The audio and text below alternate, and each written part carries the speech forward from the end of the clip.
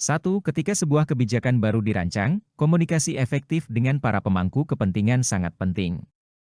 Dalam konteks ini, apa langkah awal yang paling penting untuk memastikan komunikasi kebijakan berjalan dengan baik?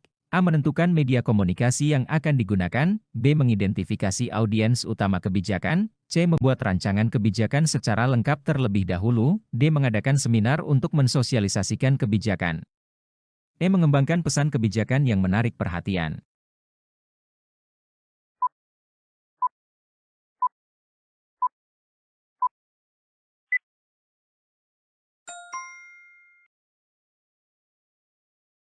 Langkah awal dalam komunikasi kebijakan adalah memahami siapa saja audiens utama yang akan terpengaruh oleh kebijakan tersebut.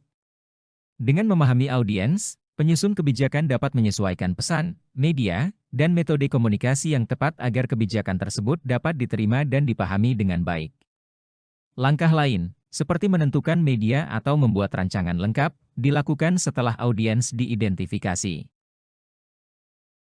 2. Dalam proses konsultasi kebijakan, tantangan terbesar biasanya adalah memastikan bahwa semua pihak merasa didengar. Teknik komunikasi apa yang paling efektif untuk mengatasi tantangan ini? A. Memberikan waktu bicara yang sama kepada semua pihak. B. Menggunakan teknik parafrase dan klarifikasi. C. Mengedepankan pandangan pihak yang paling dominan. D. Memastikan keputusan final dibuat secara cepat. E. Menghindari pertemuan tatap muka untuk mengurangi konflik.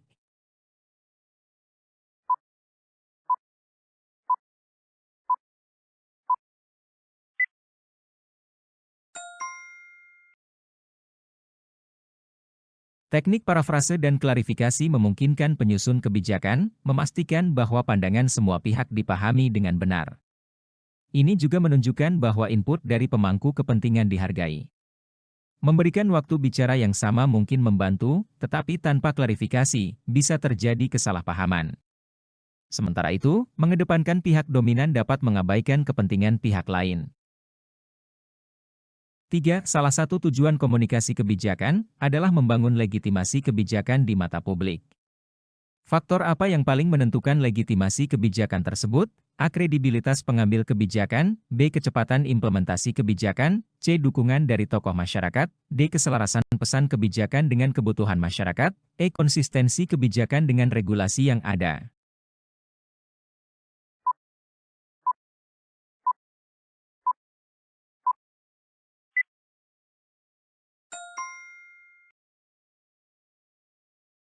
Legitimasi kebijakan sangat bergantung pada sejauh mana kebijakan tersebut menjawab kebutuhan masyarakat. Kredibilitas pengambil kebijakan dan dukungan tokoh masyarakat penting, tetapi tanpa relevansi dengan kebutuhan masyarakat, legitimasi kebijakan akan sulit tercapai. 4. Dalam proses konsultasi kebijakan, penyusun kebijakan menerima masukan dari kelompok masyarakat yang memiliki pandangan bertolak belakang.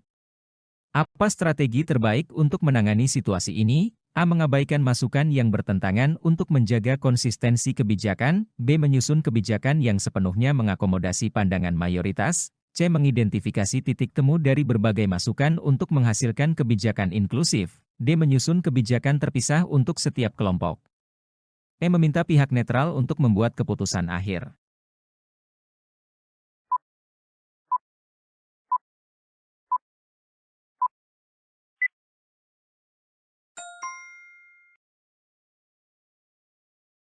Ketika menghadapi pandangan yang bertolak belakang, penting bagi penyusun kebijakan untuk menemukan titik temu agar kebijakan yang dihasilkan dapat diterima oleh sebanyak mungkin pihak.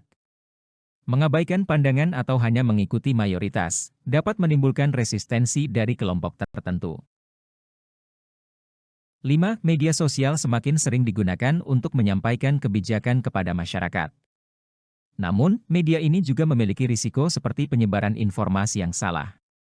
Apa langkah paling efektif untuk meminimalkan risiko tersebut? A. Menyediakan informasi resmi melalui satu akun media sosial saja. B. Membuat video kebijakan yang menarik perhatian. C. Melibatkan influencer untuk membantu penyebaran informasi. D. Memverifikasi informasi sebelum dipublikasikan dan menyediakan kanal pengaduan. E. Membatasi komunikasi kebijakan hanya melalui media massa tradisional.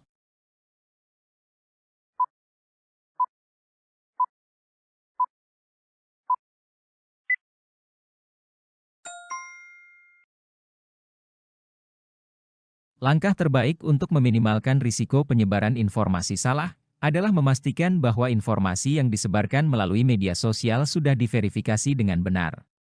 Kanal pengaduan juga penting untuk mengelola misinformasi yang mungkin terjadi.